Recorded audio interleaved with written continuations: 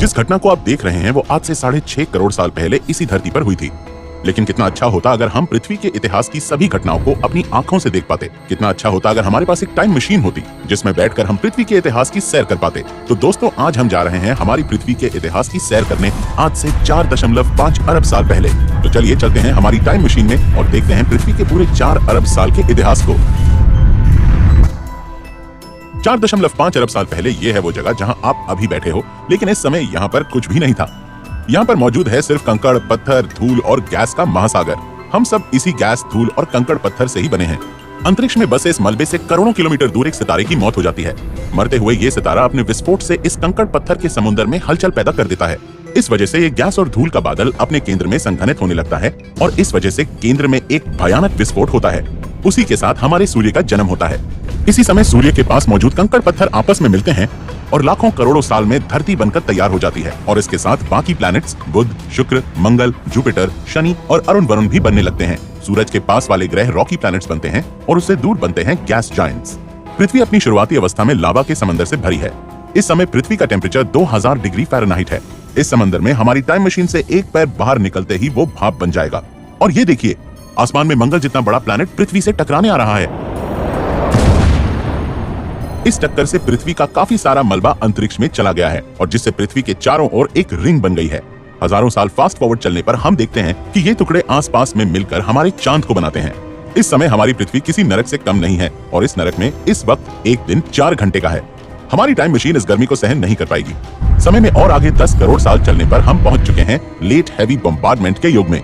यहाँ पृथ्वी पर हजारों एस्ट्रॉइड्स की बारिश हो रही है। पृथ्वी पर अंतरिक्ष से लगातार करोड़ों एस्ट्रॉइड्स बरस रहे हैं और 2 करोड़ साल फास्ट फॉरवर्ड होने पर भी ये सिलसिला नहीं थम रहा है। इन एस्ट्रॉइड्स के अंदर पानी क्रिस्टल्स के रूप में मौजूद है और इन 2 करोड़ सालों में इन सभी एस्ट्रॉइड्स ने पृथ्वी को पानी से भर दिया है। 3.8 अरब साल पहले हम देखते हैं कि चांद पहले पृथ्वी के पास था, लेकिन इन दोनों के बीच की दूरी बढ़ने लगती है और इस समय जगह जगह ज्वालामुखी पानी से भरी पृथ्वी को चीरते हुए बाहर निकल रहे हैं। इस वजह से पृथ्वी पर अब जमीन उभरने लगती है और जगह जगह ज्वालामुखी विस्फोट से पृथ्वी पर छोटे छोटे आइलैंड्स बन रहे हैं। इस समय तक पृथ्वी पर पानी और जमीन पैदा हो चुके हैं। और ये देखिए, पृथ्वी पर एक बार और एस्ट्रॉइड्स की बारिश होने लगी है, लेकिन इस बार ये एस्ट्रॉइड्स अपने साथ पानी नहीं बल्कि लाइफ लेकर आए हैं। इनमें मौजूद कार्बन और अमीनो एसिड पृथ्वी के महासागर में हजारों मीटर नीचे डिसॉल्व हो रहे हैं। इस समय महासागरों के अंदर मौजूद हाइड्रोथर्मल वेंट से निकलने वाले एलिमेंट से एक ऐसा केमिकल सूप तैयार हो रहा है जिससे पृथ्वी पर पहली माइक्रोबियल लाइफ पैदा होने वाली है। ये सिंगल सेल लाइफ ही हमारे सबसे पहले पूर्वज हैं। थोड़े और आगे चलने पर 3.5 अरब साल पहले पृथ्वी पर कुछ कॉम्प्लेक्स लाइफ की शुरुआत हुई। समुद्र के नीचे मौजूद स्ट्रोमेटोलाइट्स यानी पत्थर से दिखने वाले ये बैक्टीरिया की कॉलोनी सूरज की रोशनी को कंज्यूम करके ऑक्सीजन प्रोड्यूस कर रही है। अभी पृथ्वी पर ऑक्सीजन नहीं है, लेकिन 2 अरब साल फास्ट फॉरवर्ड चलने पर हम देखते हैं कि इन बैक्टीरिया ने पूरी पृथ्वी को ऑक्सीजन से भर दिया है और इन 2 अरब साल में चांद पृथ्वी से काफी दूर जा चुका है। इस वजह से आज पृथ्वी पर एक दिन 16 घंटे का है, लेकिन अभी तक 3 अरब साल बीत जाने पर भी हम पृथ्वी पर कोई कॉम्प्लेक्स लाइफ नहीं देख पा रहे हैं। इस टाइम पीरियड तक पृथ्वी की जमीन सूखी है, यानी कोई जंगल नहीं है। ये एक रेगिस्तान की तरह है। पृथ्वी पर इस समय हजारों छोटे छोटे आइलैंड्स मौजूद हैं। जिन 7 समंदर और महाद्वीपों को हम जानते हैं, इस समय तक उनका कोई नामोनिशान नहीं है। 40 करोड़ साल आगे चलने पर हम देखते हैं कि पृथ्वी के अंदर की गर्मी धरती की परतों को उखाड़ने लगती है और सभी छोटे छोटे आइलैंड से मिलकर एक बड़े सुपर कॉन्टिनेंट रोडेनिया का निर्माण होता है। और इस समय पृथ्वी 85 डिग्री के टेम्परेचर में गर्मा गर्म लाल तवे की तरह तप रही है और इतनी गर्मी में एक दिन 18 घंटे का होता है। हमारी समय यात्रा में आज से 75 करोड़ साल पहले सुपर कॉन्टिनेंट रोडेनिया टूटने लगता है। इस वजह से वातावरण में कार्बन डाइऑक्साइड भरने लगती है और ये कार्बन डाइऑक्साइड पानी के साथ मिलकर पृथ्वी पर एसिड के रूप में बरसने लगती है, जिससे यहाँ मौजूद रॉक्स ने एसिड रेन में मौजूद CO2 को अब्सॉर्ब करना शुरू कर दिया है और इससे एटमॉस्फेयर में CO2 की कमी हो रही है।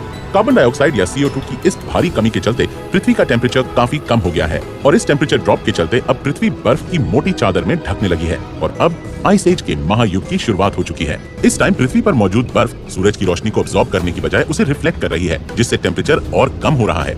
जहाँ पृथ्वी कभी शुरुआत में लावा के समुद्र से सनी हुई थी, वहीं यही पृथ्वी अब बर्फ की कैद में आ चुकी है। 1.5 करोड़ साल आगे चलने पर भी पृथ्वी बर्फ की कैद से आजाद नहीं हुई है।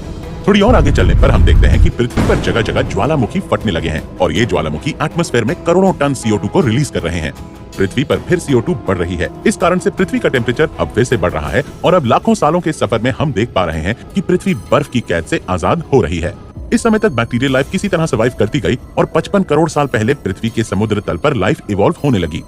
इस वक्त समुद्र तल में बड़े बड़े जीव पैदा होने लगे हैं, लेकिन अभी तक पृथ्वी की जमीन पर कोई लाइफ पैदा नहीं हुई है। थोड़ा और आगे चलने पर आज से 86 करोड़ साल पहले पृथ्वी पर मौजूद ऑक्सीजन और सूरज की रोशनी के बीच हुई केमिकल रिएक्शन से पृथ्वी पर ओजोन लेयर बनने लगी। ये केमिकल प्रोसेस 12 करोड़ साल तक चलती रही, जिससे पूरी पृथ्वी के चारों ओर ओजोन की मोटी परत बन गई और इस दौरान जमीन पर प्लांट लाइफ भी पैदा होने लगी। आज से 37 करोड़ साल पहले हम देखते हैं कि समुद्री जीवन अब जमीन पर हरकत करने लगा है, जिस वजह से आगे चलकर करोड़ों सालों में लैंड लाइफ पैदा होने लगी। इस समय हमें पृथ्वी पर कई विचित्र और बड़े जीव देखने को मिल रहे हैं। यह है बाज जितना बड़ा इंसेक्ट मेगान्यूरा और ये है बड़े बड़े मिलिपीड्स और स्पाइडर्स। इस दौर में ऑक्सीजन की मात्रा काफी ज्यादा होने की वजह से ये जीव इतने बड़े साइज के हैं। लाइफ जमीन पर पैदा हो चुकी है, लेकिन आगे चलने पर हम देखते हैं कि अचानक पृथ्वी की परतें उखड़ने लगी हैं। जगह जगह वोल्केनिक इरप्शन होने लगते हैं और हम देख सकते हैं कि किस तरह गोंडवाना आइलैंड में मौजूद इन जीवों की लाइफ खतरे में आ चुकी है। हम देख सकते हैं कि प्रकृति कितनी क्रूर है, हमें थोड़ा बचकर रहने की जरूरत है। पृथ्वी से निकलने वाले इस लावे से SO2 गैस रिलीज होती है, जो बारिश के साथ मिलकर सल्फ्यूरिक एसिड के रूप में बरस रही है। अब हम पृथ्वी पर लाइव एक भयंकर प्रलय देख रहे हैं। पृथ्वी पर होने वाली इस प्रलय में सब जीव मर रहे हैं। न सिर्फ लैंड लाइफ बल्कि समुद्र जीव भी खत्म हो रहे हैं। इसी बीच समुद्र तल से मीथेन गैस निकलने लगती है, जो पृथ्वी का टेम्परेचर और बढ़ाने लगती है। लाखों साल तक चले इस वोल्केनिक इरप्शन से पृथ्वी की 95% लाइफ खत्म हो चुकी है और आज से 25 करोड़ साल पहले पृथ्वी जीवन से शून्य हो चुकी है। ये पृथ्वी के सबसे खतरनाक प्रलय में से एक है। अगर हम यहीं टिके रहे तो हमारा खात्मा होना तय है। 5 करोड़ साल आगे चलने पर हम देखते हैं कि वोल्केनिक इरप्शन की वजह से पृथ्वी पर एक नए सुपर कॉन्टिनेंट पैंजिया का निर्माण होता है और इस बीच पृथ्वी फिर से हील हो चुकी है। वहीं हमारी पृथ्वी पर फिलहाल टेम्परेचर कम हो चुका है और ठंडी ठंडी हवाएं चलने लगी हैं और इस हरी भरी पृथ्वी पर एक नए सुपर कॉन्टिनेंट पर एक नई जीव प्रजाति डायनासोर्स का जन्म हुआ है, जो कि आने वाले करोड़ों साल तक पृथ्वी पर राज करने वाले हैं। पिछली बार पर्मियन एक्सटिंक्शन के समय जो कुछ बचे कुचे रेप्टाइल्स थे वो अब डायनासोर्स में इवॉल्व हो चुके हैं। 10 करोड़ साल तक चले डायनासोर्स युग में इनकी हजारों प्रजातियां पैदा होती हैं, लेकिन 19 करोड़ साल पहले ये पैंजिया सुपर कॉन्टिनेंट भी टूटकर अब अलग अलग भागों में बट रहा है, जिस वजह से नए महाद्वीपों का जन्म हो रहा है और इसी समय अटलांटिक और इंडियन ओशंस भी बन रहे हैं। पृथ्वी पर हुए इस जियोलॉजिकल मूवमेंट में डायनासोर्स को भी अपने साम्राज्य को बढ़ाने का मौका मिल रहा है। अब डायनासोर्स पृथ्वी के अलग अलग इलाकों में जाकर बस चुके हैं। 10 करोड़ साल आगे फास्ट फॉरवर्ड करने पर हम देखते हैं कि पृथ्वी पर कई नए विचित्र जीव पैदा हुए हैं, लेकिन इन सब में डायनासोर्स ही पृथ्वी पर राज कर रहे हैं और इस समय एक और छोटी सी नई प्रजाति मैमल्स भी पैदा हुई है। चूहे जितने छोटे ये मैमल्स डायनासोर्स के शिकार हैं। ये रात में खाने के लिए निकलते हैं और दिन में बिल में छुप जाया करते हैं। 10 करोड़ साल तक डायनासोर्स के साम्राज्य को चुनौती देने वाला कोई नहीं था, लेकिन पृथ्वी से अरबों किलोमीटर दूर एक एस्ट्रॉइड अब डायनासोर्स को खत्म करने के लिए चल पड़ा है। आज से 6.5 करोड़ साल पहले हम देख रहे हैं कि एक माउंट एवरेस्ट जितना बड़ा एस्ट्रॉइड पृथ्वी की तरफ आ रहा है। इसके अंदर लाखों परमाणु बम की ताकत भरी है। पलक झपकते ही 80,000 प्रति किलोमीटर घंटे की रफ्तार से पृथ्वी से टकरा जाता है। इस एस्ट्रॉइड से टकराने से पृथ्वी पर एक साथ सारी प्राकृतिक आपदाएं आ चुकी हैं। वोल्केनिक इरप्शन, सुनामी, तूफान और आसमान से पहाड़ों की बारिश। पूरी पृथ्वी पर जगह जगह आतंक मचने लगा है। पृथ्वी से उठने वाली करोड़ों टन धूल ने सूरज को ढक दिया है। इस भयानक प्रलय में डायनासोर्स के अंत के साथ एक बार फिर पृथ्वी पर 90% जीव प्रजाति खत्म हो चुकी हैं, लेकिन पृथ्वी पर हुई इस तबाही में मैमल्स बच चुके हैं। आगे चलने पर हम देखते हैं कि आज से 4.7 करोड़ साल पहले यही मैमल्स आगे चलकर बंदर, एप्स और अलग अलग जीवों में बदलने लगे हैं और अब जाकर हमारी पृथ्वी आज के जैसी दिखने लगी है। इसी समय हमारा देश भारत पैंजिया से टूटकर एशिया से आकर टकराता है और इससे हिमालय पैदा होता है।